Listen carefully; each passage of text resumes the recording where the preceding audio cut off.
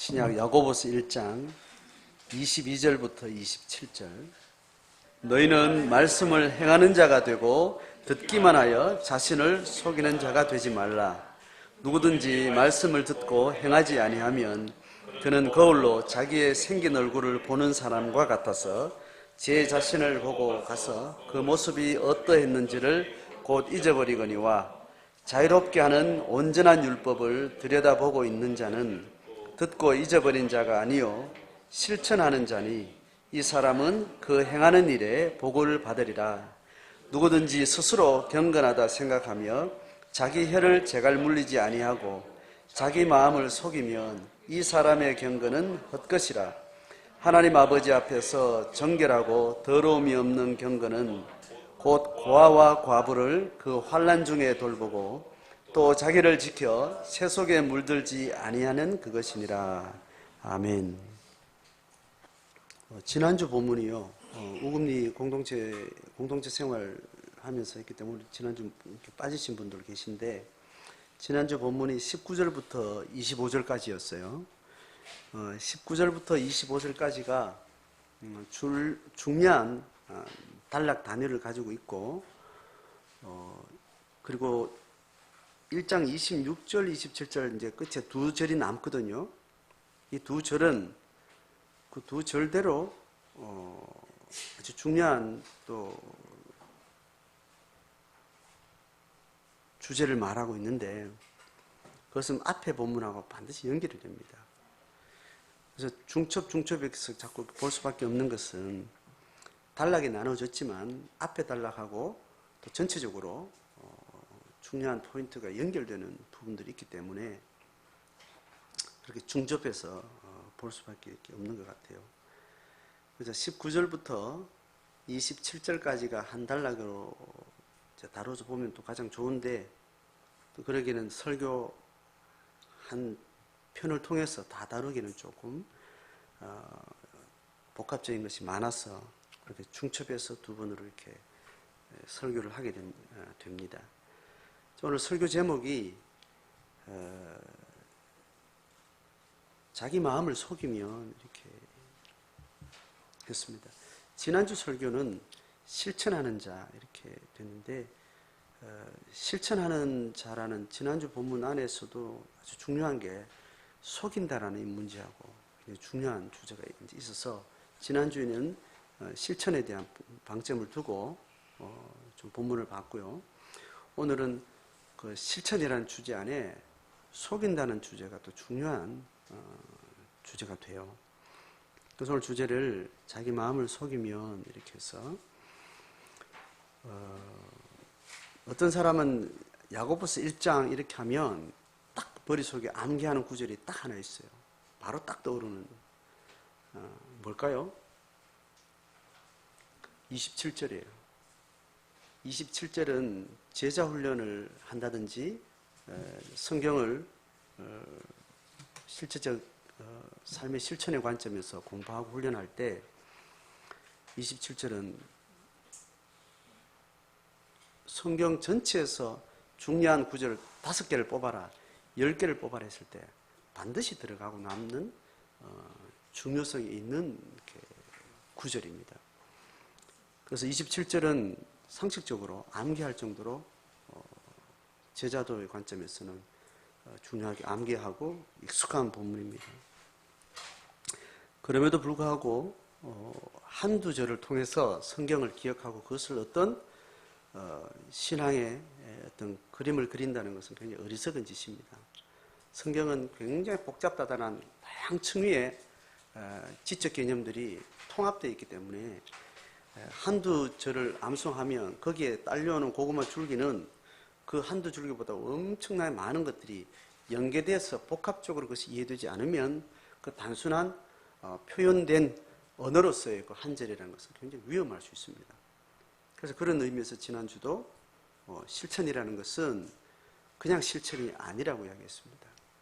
예수 믿는 사람의 하나님 앞에 어떤 신앙의 실천이라는 것은 반드시 나를 굴복시킨 하나님의 사랑이 나를 폭탄처럼 엄습해 들어오고 내 심령을 쪼개고 내 영을 살리고 나를 설득하신 하나님의 생명의 그 충만함을 전제로 하는 겁니다. 그래서 하나님의 실천은, 신앙의 실천은 단순한 도덕적 실천으로 그렇게 이해해서는 굉장히 위험합니다. 그래서 종교가 실제 생명력을 잃었을 때 종교는 형태로서의 실천, 실천의 윤리 강령, 실천의 항목 이것만 남게 됩니다. 그러면서 그 실천이라는 행위 자체로 종교는 그때부터 폭력을 일삼아요. 실천을 도출하는 방식도 폭력적이고 실천을 행하고 나서도 실천을 근거로 폭력을 행하는 것이 생명 없는 종교가 실행하게 되는 그런 굉장히 위험한 일입니다. 그래서 종교의 이름으로 전쟁하고 하나님 이름으로 살육을 집단적으로 자행하는 것, 이거는 종교의 흥망성쇠에, 종교의 생명의 유무의 역사 속에서 다수가, 대부분이 그와 관련된 증거가 됩니다. 그래서 참된 경건은 도대체 뭔가? 이것을 말하는 것 중에 참된 경건의 형태론적인 것은 너무나 많이 들었죠. 세상과 구별되어야 된다. 거룩해야 된다. 그리고 약한 자를 돌봐야 된다. 희생해야 된다. 사랑해야 된다.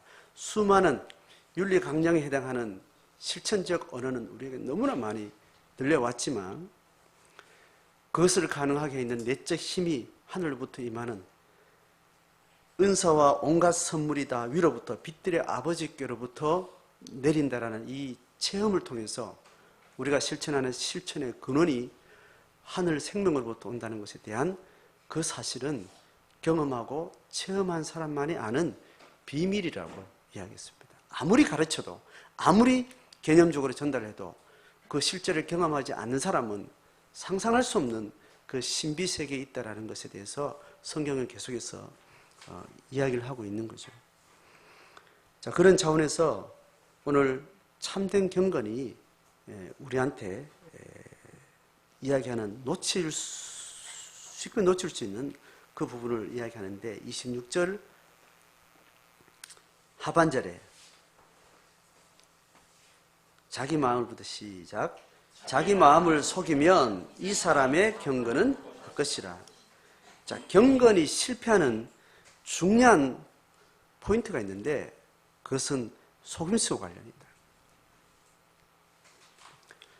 경건의 성공 실패, 경건의 참된 능력은 어떤 의지와 관계되어 있는 게 아니라는 거예요. 하나님의 생명을 경험하는 그 체험 자체는 이미 전제를 하고 제가 이야기하는 겁니다. 하나님은 우리에게 말할 수 없는 은혜로 나를 찾아오시고 나를 회복시키시고 나를 온전케 하시는 이 은혜 체험을 전제하고 이야기하는 거예요. 전제하고 나서 은혜 받은 사람이 하나님께서 주를 따르는 삶을 살라고 말씀하실 때 나는 주를 따르겠습니다 하고 제자가 되어서 걸어갈 때 여기에는 의지의 문제가 결정적이라고 말하지 않습니다.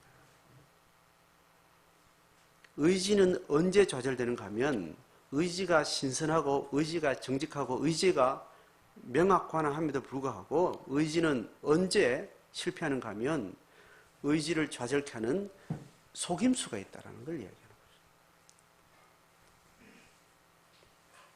자, 그래서 오늘 이 속임수라는 것을 가지고 보면 22절에 이야기할 때도 이야기했습니다. 같이 읽습니다. 시작. 너희는 말씀을 행하는 자가 되고 듣기만 하여 자신을 속이는 자가 되지 말라. 이렇게 21절은 다시 22절은 21절이 근거하거든요. 너희 영혼을 능히 구원한 너희 마음에 심어진 말씀. 이미 너희 마음을 완전히 굴복시키고 너를 설득한 네 안에 산 생명으로 들어와 있는 이 말씀, 그 말씀을 듣고 나서 그 말씀대로 살지 못하는 그러한 것을 자기를 속이는 것이라 이렇게 이야기합니다. 내 안에 이중성이라고 이야기를 했어요. 그런데 이 속인다는 말은 야고보 12절부터 18절까지 말하는 시험을 참는 자는 복이 있느냐면 시험에 대한 문제이죠. 연단과 유혹이라는 두 가지 양면으로 이야기하는 시험, 이 시험을 이야기할 때도 내 사랑하는 형제들아 속지 마라. 속지 마라. 속임수에 대해서 경계를 하고 있습니다. 욕심이 잉태해서 죄가 장성한 즉 사망을 낳는 것은 그 사망을 산출하는 사람이 이미 생명을 경험한 사람이라는 거예요. 생명을 경험한 사람이 삶을 통해서 더 생명을 더 흘러보내고 생명을 더 산출하는 사람으로 가려고 하는데 어떤 사건 앞에 자기 안에 어둠의 동기인 욕망이 자기 중심적 욕망이 작동을 하게 돼서 결국은 뭘 낳는다고요? 사망을 낳는 겁니다. 생명을 얻은 사람이, 생명을 누린 사람이 생명을 흘려보내야 되는데 어떤 시험에 들면 그 욕망이 사망을 만드는 그런 일이 생기니까 의지가 없어서가 아니라는 거예요. 의지가 있어서 어떤 작용을 하는데 순간 착각을 해서 시험이 들면 사망을 만드는 그런 일들을 예수 안 믿는 사람이 한다는 거예요? 예수 믿는 사람이 한다는 거예요? 예수 믿는 사람이 한다는 겁니다. 이 주제는 다 예수 믿는 사람을 놓고 이야기하는 거예요. 그래서 속임수에 대한 이야기를 합니다. 그래서 속임수에 대해서 주의하라 이렇게 하면서 속임수는 사람의 내면 안에 들어가면 결국은 사람 안에 왜 속이는 일들이 생기는가 하면 사람 안에 두 가지 욕망의 체계가 동시에 들어있기 때문에 그렇다. 신앙은 결국은 한 가지 욕망으로 살던 사람이 전혀 다른 하늘로부터 임하는 욕망이 주입된 사람이 되는 겁니다. 원래는 하나님으로부터 임하는 이 욕망이 그 사람의 삶을 전적으로 지배했던 적이 있었는데 타락해서 하나님을 떠나고 난 이후에 사람 속에는 공중것에 잡은 자가 지배하는 자기 중심적 욕망이 자기를 전적으로 지배하며 살고 있었던 거예요. 그래서 하나님을 만나기 전에 사람은 아주 단순 명료 정직해요. 왜냐하면 죄를 추구하고 죄를 주목하고 죄를 결정하고 죄를 만들어내기 때문에 죄라는 사단이 지배하는 체계 속에 굉장히 일관되게 충실한 사람이었다. 그런데 어느 날 하나님의 의와 생명이 그 속에 다시 들어와서 자기를 망하게 하는 어떤 가치 체계와 다른 자기를 살리는 체계가 그 사람 속에 들어와서 이제 신분이 하나님의 자녀된 신분을 갖고 났는데 이제 이 삶이 정말 나를 바르게 온전케 한다라는 사실에 대해서 내가 충분히 이해하고 체험하고 나서 이제 그 삶을 따르려고 결정한 사람. 이때부터 예수 믿는 사람 안에는 속임이라는 역사들이 일어나는 겁니다. 그래서 이미 주를 따른다고 했을 때, 영적 삶을 산다고 했을 때, 제자가 된다고 했을 때 이미 속임수라는 어떤 궤도 안에 들어간 거예요. 그래서 신앙은 처음의 문제고 의지적 결정의 문제고 행위의 문제지만 이것들이 일관되게 이루어지지 못하도록 두 체제가 계속해서 역작용을 만들어가는 것. 그래서 성경은 성령의 소욕과 육체의 소욕이라고 분명히 말하고 있습니다. 그래서 믿는 자는 반드시 속임의 사건 속에 노출될 수밖에 없습니다. 내 자신을 속이고 있다, 내가 또 속고 있다, 이런 부분들은 예수 믿는 사람의 일상 속에 이게 드러난 우리의 삶의 실제여야 됩니다. 이 사건을 다루지 않고는 신앙생활을 한다라고 말할 수가 없어요. 그래서 사람은 아주 복잡한 존재이기 때문에 이미 내 속에 영이 죽은 상태에서 살면서 육의 체계 속에 일관되게 잘 살다가 영이라는 새로운 하나님의 성품이 임하면서 성령이 욕망하는 가치와 세계가 있고 내가 이미 몸에 길들여진 육체의 소욕이라는 것이 동시에 존재하면서 이것이 우리를 어렵게 하는 내용이 되는 겁니다. 그래서 신앙에 있어서는 두 가지 마음이라는 것이 중요하고 또 신앙에 있어서는 일관성이라는 것이 중요해요. 그리고 총체성이라는 것이 중요해요. 왜냐하면 육체의 마음으로 시작했다가 영으로 끝이 나고 영으로 시작했다가 육체로 끝이 나고 이미 생명이 들어오고 난 다음에는 모든 출발은 생명으로부터 시작하는 것으로 모든 단기적인 장기적인 삶이라는 것은 그런 주제로 시작이 되어 있어요. 이 맞박에다가 이제 생명으로 산다, 하나님 뜻을 따라 산다, 영을 따라 산다라는 것이 이미 우리 속에 이미 천하에 드러난 상태에 있는 겁니다. 그래서 모든 우리의 존재 자체는 영을 따라 산다는 이 출발에서 시작되고 있습니다. 그런데 살아가는 삶에서 그 영을 따라가는 삶은 매번 좌절이 일어나는데 그 결과가 육으로 끝이 나기 때문에. 그래서 일관성이라는 것은 중요하고 또 총체성이라는 것이 중요합니다. 총체성이라는 게 전체를 한꺼번에 본다는 거죠. 출발은 영으로 시작했는데 끝에는 육으로 끝을 맺는 건 이 전체 과정 자체가 총체성을 상실한 겁니다. 일관성을 상실한 거예요. 그 자식 키우는 데는 신앙으로 키우는데 돈 버는 것은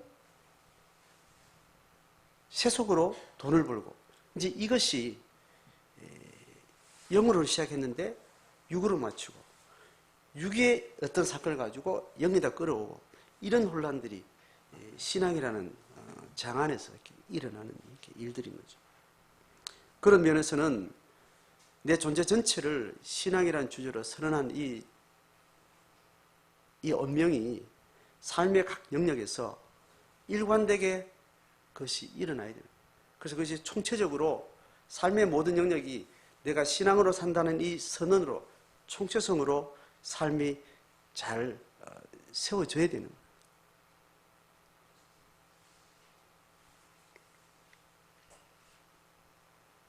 자, 그래서 속임이라는 것이 중요해서 우리는 이것을 잘 관찰해야 되고 주의 깊게 봐야 되고 또 비춰봐야 되고 뒤집어 봐야 되고 엎어 봐야 되고 그래서 잘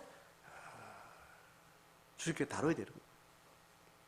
그래서 그걸 돕는 이가 성령으로 오셨고 그걸 매번 대조표로 계속 우리한테 아주 시청각적으로 보라고 이 성경이라는 것을 통해서 경전을 통해서 우리한테 이것을 이제 모범 답안지를 갖다 준 거예요. 그 답이 맞는 자 봐라. 자, 이렇게 말한 건데 비춰봐라. 매번 그렇게 보는 겁니다. 이것 하는 것이 우리가 골방에서 큐티를 하는 것이고 말씀을 묵상한다는 것이고 자기 삶을 돌아본다는 것이고 다양한 방식의 패턴으로 방식으로 총체성과 일관성을 우리가 잘 이루어가기 위해서 말씀과 말씀을 지도하시는 성령이 우리에게 오셨다는 거죠.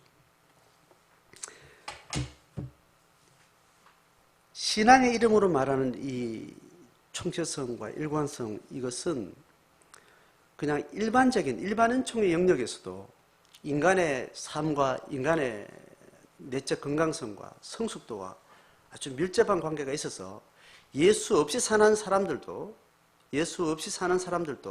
사람은 복잡한 존재이기 때문에 어떤 자기의 뜻하는 바와 그 뜻을 이루어가는 삶이라는 것이 계속해서 헛바퀴를 돌아가는 이런 모순들이 일어나는 겁니다.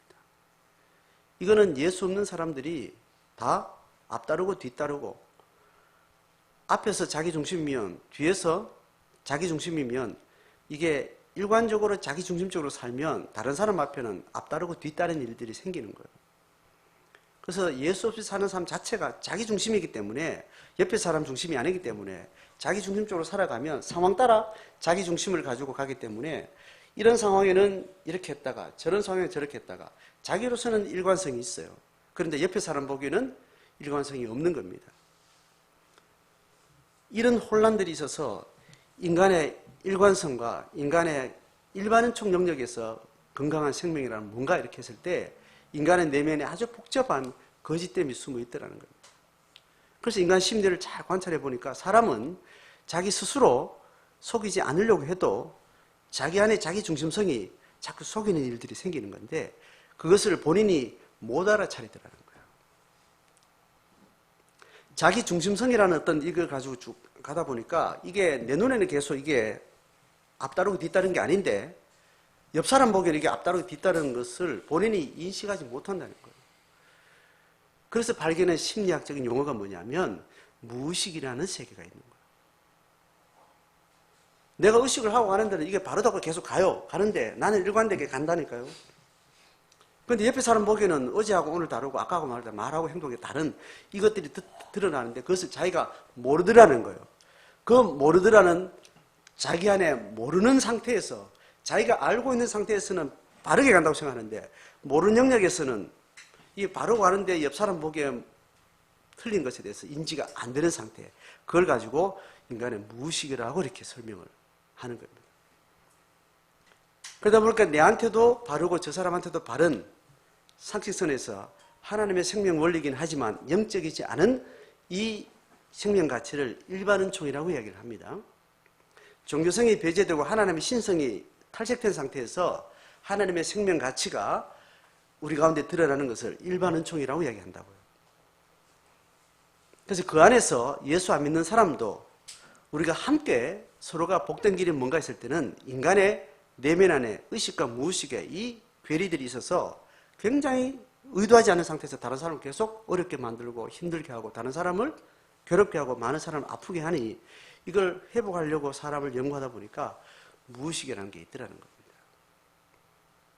그래서 일반 사람들도 그 사람의 인격적 건강성, 삶의 복지, 원래 인간이 만들어진 건강한 삶을 잘 살아갈 수 있도록 심리적으로 탐구하면서 그것을 치료하는 그 여러 가지 분야가 의학적으로 심리학적으로 이렇게 있는데 무의식을 계속해서 자식 의식의 영역으로 확장시켜가는.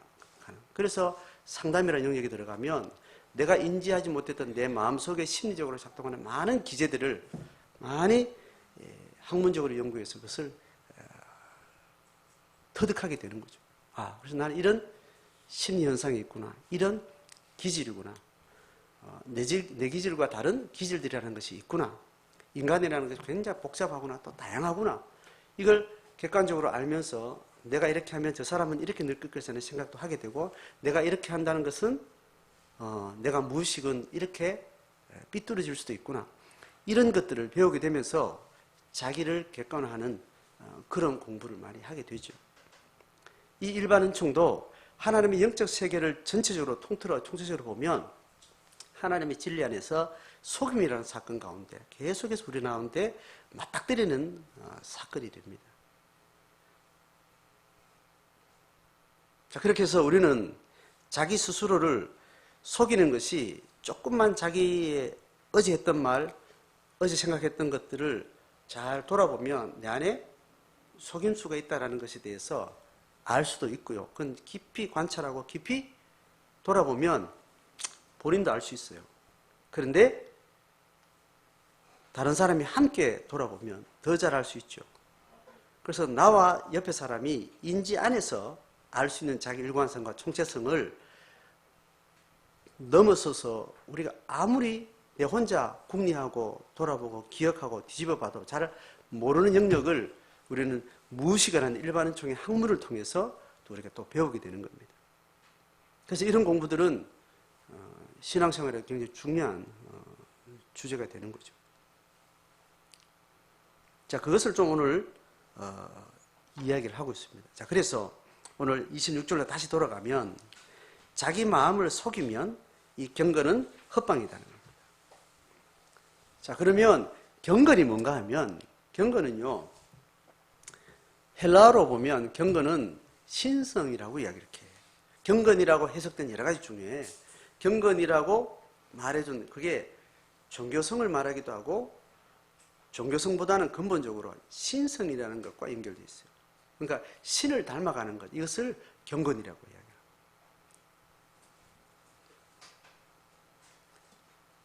이야기합니다. 신을 닮아간다는 것은 뭐냐면 인간이 경건해진다.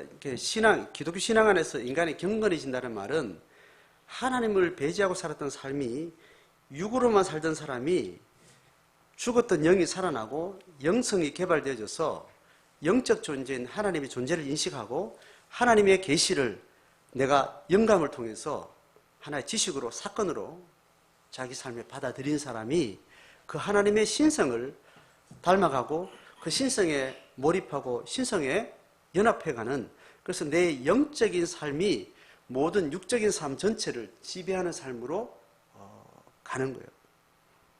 그래서 신앙에서 경건이라는 것은 신성과 관계되어 있습니다. 자, 인간학으로 보면 인간의 존재는 영적인 층위가 있고 혼적인 정신적인 층위가 그 다음에 육적인 층위가 있는데 혼적인 것은 약간 중립적입니다. 정신이라는 것은 육의 영역 안에서 세속성이라는 것이 존재하는데 세속성을 버리고 영성을 따라서 살겠다고 하는 것이 신앙생활을 통해서 살아가는 경건의 지향성입니다. 그래서 경건은 영을 주제로 살겠다는 거예요. 육을 영에 지배시키겠다는 거예요. 영은 배제하고 육으로 내 살던 사람이 하나님의 영성을 가지고 육을 지배하고 영의 가치를 따라서 근데 육이 일관되고 총체적으로 살겠다고 하는 거니까 경건은 이 두 가지 체계에 대해서 영성의 방점을 두고 있는 거죠. 그런데 이 영성을 속이는 거가 육체인데 이 육체에 속으면 이 영을 따르고자 하는 경건은 실패한다는 겁니다. 그래서 그 말이 자기 마음을 속이면 자기 마음은 두 가지를 그랬죠. 성령의 소욕을 따르는 마음이 있고 육체의 소욕을 따르는 두 가지 마음이 있는데 나는 플래카드에 적어서 나는 영을 따르는 사람이요 하고 자기 전인격적으로 자기가 시를 하고 선을 한 사람이에요. 그런데 경건의 원리를 따라서 영을 따라가는데 속아서 육을 선택하게 되고 육을 만들어내는 거예요. 고통을 만들고 사망을 만들어내게 되는 거예요. 그래서 경건의 실패는 다시 말하건대 속임수에 의해서 그렇게 된다는 거예요. 자기 자신을 속이기도 하고 무의식으로 속기도 하고 그렇게 한다는 겁니다. 자, 그래 말해놓고 이제 참된 경건은 뭐냐? 이제 그것을 이제 27절에서 이야기를 하는 겁니다. 정결하고 더러움이 없는 경건. 이거는 위에서 말하는 속지 않는 경건을 이야기하는 겁니다. 이해되죠? 속임을 극복하고 속임을 넘어서서 정결하고 더러움이 없는 속임을 당하게 되면 더러워진 경건이 되는 거예요. 정결지 못한 경건이 되는 거죠. 자, 두 가지를 이야기하죠. 첫 번째 뭡니까?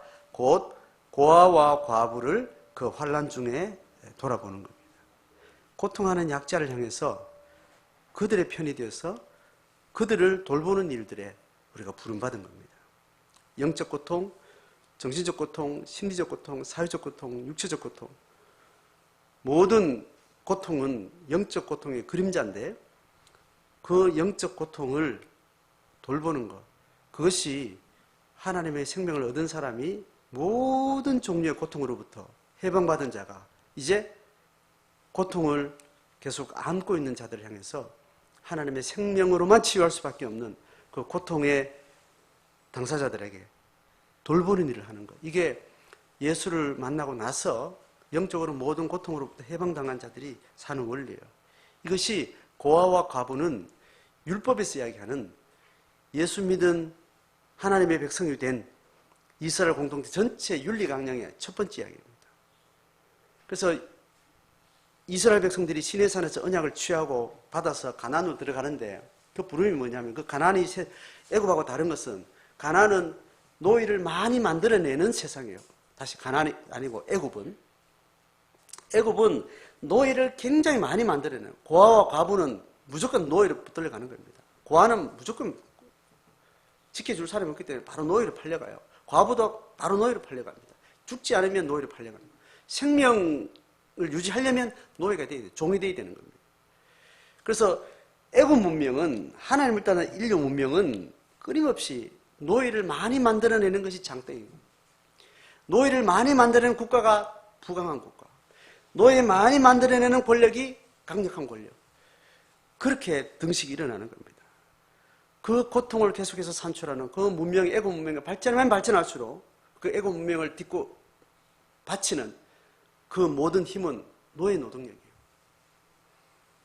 그래서 피라미드도 만들고 뭐도 만들고 또 노예를 확보하기 위해서 또 전쟁 싸움을 하고 이제 이게 문명이 만들어가는 그래서 그 많은 사람의 피를 전제로 해서 화려한 집들이 화려한 문화들이 화려한 어떤 음악이 화려한 예술품들이 그렇게 드러나게 되는 겁니다.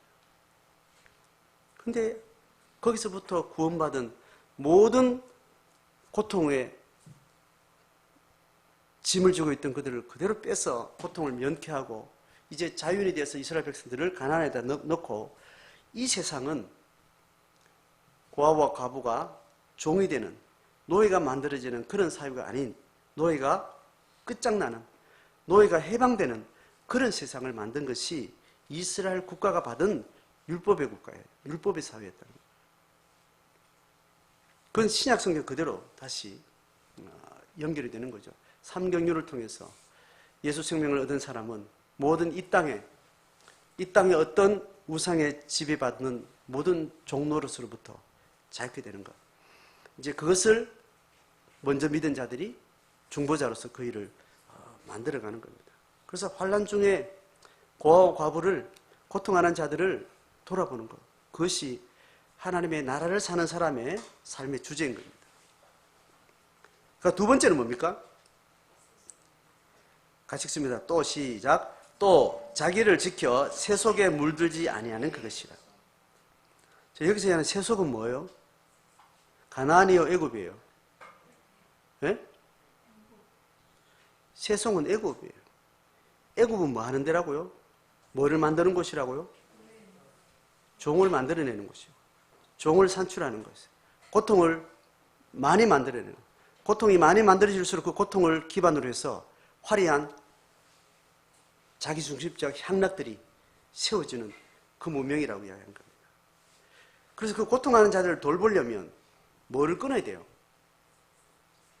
고통한 자를 없이 하는 세상을 바라는 사람은, 고통을 하는 사람들을 전혀 주목하지 않고 살던 사람이, 고통하는 자를 주목하지 않았던 사람은 가만히 있으면 뭘 주목하는 사람이 되는 거예요? 고통을 양산하고 고통을 확장하는 삶에 부역하는 사람이 되는 거예요. 자연스레. 하나님 없이 사는 사람은 그냥 그렇게 사는 세상 체계 속에 산다니까요. 살다가 이 고통은 하나님이 기뻐하는 바가 아니에요. 그래서 하나님 직접 고통하는 자를 구원하신 사건으로 우리는 고통의 근원이 뭔지를 발견하고 이 고통으로부터 해방당한 자들이에요. 그렇게 해서 고통을 없게 하는 하나님 역사 속에 나는 동참하겠다고 내가 딱 발을 딛고 서는데, 발을 딛면서 나는 뭘 끊어야 되는 거예요? 고통을 산출해가는 이 세상의 삶의 방식을 끊어야 고통을 면케하는 일에 수정될 수가 있는 겁니다.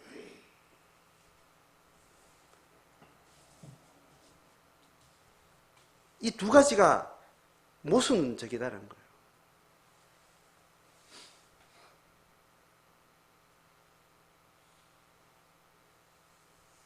이 세상의 환경이 파괴되니 환경을 파괴하는 인류의 모든 문화 문명을 우리가 좀 더 반성하자 해서 환경운동을 막 하면서 뭐 집회도 하고 할 거 아니에요, 그죠? 환경운동하는 사람이 모이면 물도 마시고 밥도 먹어야 될 것 아니에요. 환경운동하는 플래카드에 뭘 실천하자 그렇게 하겠어요? 일회용품을 줄입시다 뭐 이렇게 할 거 아니에요, 그죠? 그래서 모인 사람들이 일회용품을 줄입시다 하고 모여가지고 집회를 하고 뭐 이렇게 할 때 밥은 먹어야 될 것 아니에요. 물은 마셔야 될 것 아니에요. 그 사람들이 뭘 안 해야 됩니까, 일단? 도시락을? 어떤 도시락을 가져가야 돼요? 일회용품이 아닌 도시락을 가져가야 일회용품을 줄입시다 하고 환경운동하는 사람이 그 말이 되는 거잖아요. 내가 지금 그 이야기를 하는 거예요. 고아와 과부를 환난 중에 돌본다는 것하고 세속에 물들다는 거는 이거는 동시에 일어날 수 없는 일이에요. 서로 모순되는 일이에요.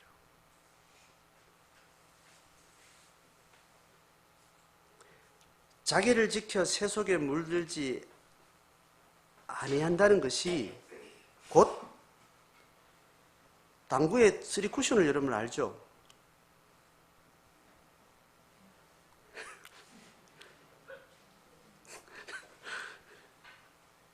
제가 당구를 칠 줄은 모르지만 당구에 3쿠션이라는 말을 내가, 당구는 200을 쳐서 쟤를 때리는 거예요. 저 공을 직접 때리는 게 아니고 한 번 튕기고 두 번 튕기가 얘를 맞추는 그런 게임이란 말이죠. 내가 얘를 맞추는데 저 딱 맞추면은 그 맞추는 거예요. 근데 얘가 이리 치는데 쟤 맞추는 게 아니잖아요. 근데 당구는 딱 각도가 맞으면 요리 쳐도 튕겨서 얘를 치는 거예요. 정확한 각도, 그 감이 당구의 실력이잖아요. 더군다나 더 고수는 한 번 튕기는가 두 번 튕겨서 각도가 요 맞춘다는 계산을 하는 이 기술이 당구 실력이거든요. 지금 여기서 왜 당구 이야기를 하는가 하면 새 속에 물든다는 것은 직접 고아와 가부를 억압하거나 양산하는 일이 아니에요. 직접 고아와 가부를 이렇게 내가 핍박하지 않는다니까요. 딴 걸 하는데 한 번 튕기고 두 번 튕겨서 결국은 고아와 가부를 억압하는 그런 행위와 삶이 있다는 겁니다. 플래카를 들고는 일회용품을 줄입시다 하고 환경에 대해서 어떤 좋은 의도를 가지고 갔는데 그 모인 사람이 혼자 집에서는 그냥 맨밥에 밥 먹고 일회용품을 안 썼을 텐데 모이는 바람에 일회용품을 사가지고 도시락하고 이렇게 물 먹고 이렇게 할 수밖에 없는 이 쓰리 쿠션이 있다는 거예요. 아주 직접적으로 제가 설명한 거고, 제가 말하는 이 설명은 누가 봐도 애가 봐도 이제 웃기는 사람일세. 일회용품 쓰지 맙시다 한 사람이 일회용품 들고 이렇게 다니고 있으면 그거 애가 봐도 아는 일인데 애들이 알 수 없는 어른들이 조금만 상식적으로 생각하면 그와 같은 모순된 일들이 우리 속에 일어나고 있다는 거예요. 그건 교육에서 마찬가지. 옷 입는 것도 마찬가지. 화장하는 데도 마찬가지. 밥 먹는 데도 마찬가지. 다 들어있어요.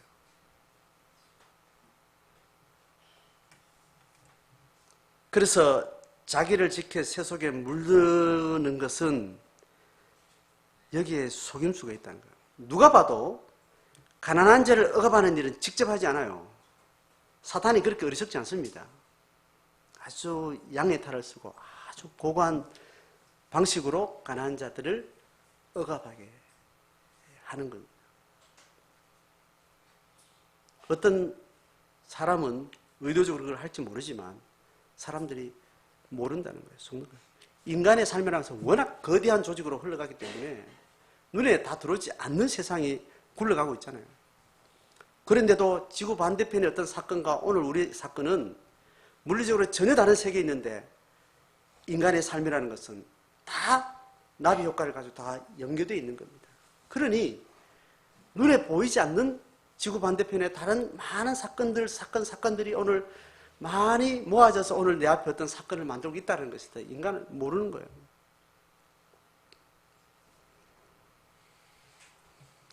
그래서 특별은총으로 부름받은 사람은 그 특별은총이 하나님만이 신성으로 다가온 이 생명이 육화되기 위해서는 육화의 원리를 아셔야 돼요. 일반은총을 아셔야 된다고. 공부를 하셔야 돼요. 왜냐하면 일반은총의 영역에 사람들이 살기 때문에 그들 안에 일어나는 어둠이 뭔지, 그들 안에 일어나는 고통이 뭔지를 알려면 그들을 알아야 됩니다. 그럼 그들의 언어를 알아야 돼요. 그들의 문화를 알아야 돼요. 그들의 세계관을 알아야 되는 거예요. 그래서 구약의 선지자들 보면 단순한 종교인의 언어가 아닙니다. 정치, 사회에 아주 해박한 통찰을 가진 사람들이 그 사회적인 현상, 인간의 심리 속에 일어나는 또 정치와 군사와 많은 인간이 만드는 문화 속에 어떻게 하나님을 거스르는 어떤 역사들이 일어나는 것에 대해서 아주 긴밀하게 그 고대 사회에 오늘날 같은 이런 정치 사회적인 그런 시각들을 가지고 예언 사역을 하는 겁니다. 자, 우리 속에 참된 경건이 뭔가 있을 때 경건은 제가 여러분에게 강요하는 게 아니고 여러분 속에 이미 일어난 사건이에요. 우리를 자유롭게 하고 온전한 율법이 나를 설득시키고 나를 굴복시켜서 내가 여기만이 내가 살 길이라는 이 신앙의 체험을 통해서 이미 내 안에 일어난 사건입니다. 이미 내 안에 어떤 거룩한 욕망은 내 안에서 이미 시작된 상태에 있어요. 그래서 그것을 내가 드러내놓고 내 의식 속에 이 체험과 이 부르심을 내가 명확히 했다면 이제 이것을 속이는 어둠의 권세를 향해서 우리는 함께 속임과 속임수에 대해서 우리는 집중을 할 수 있어야 됩니다.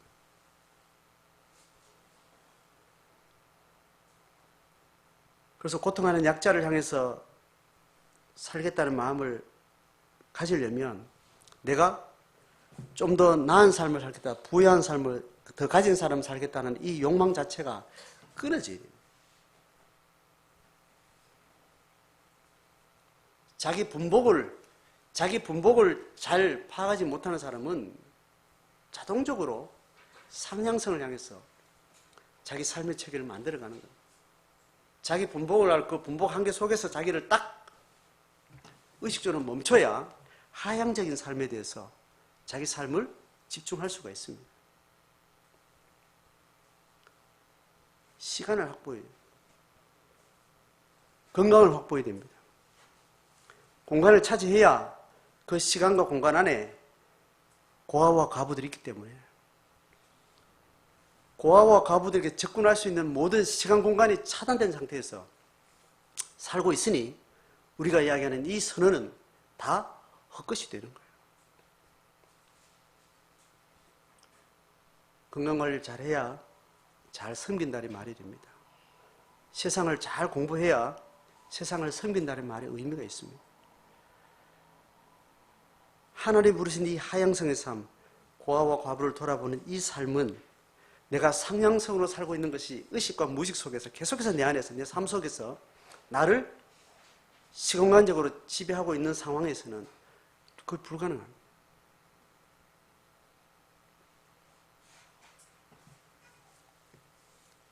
저 오늘 경건의 실제가 율법을 받았는 이스라엘 백성들의 경건의 예를 가지고 오늘 우리 시대에 내가 어떻게 경건으로 부름받았는가, 경건은 어떻게 속임수를 통해서 좌절되는가, 이것을 우리가 잘 정리하고 우리가 경건에 집중할 수 있어야 됩니다. 자기를 돌아보는 시간을 가져야 됩니다. 말씀을 잘 연구하고 집중해야 될 뿐만 아니라 세상을 공부하지 않으면 대차, 대조표가 이렇게 눈에 들어오지 않아요. 아주 공허한 신학과 종교의 언어만 우리 속에 계속해서 반복하는 그런 일들이 됩니다. 신문을 알아야 돼요. 세상 돌아가는 것을 알아야 돼요.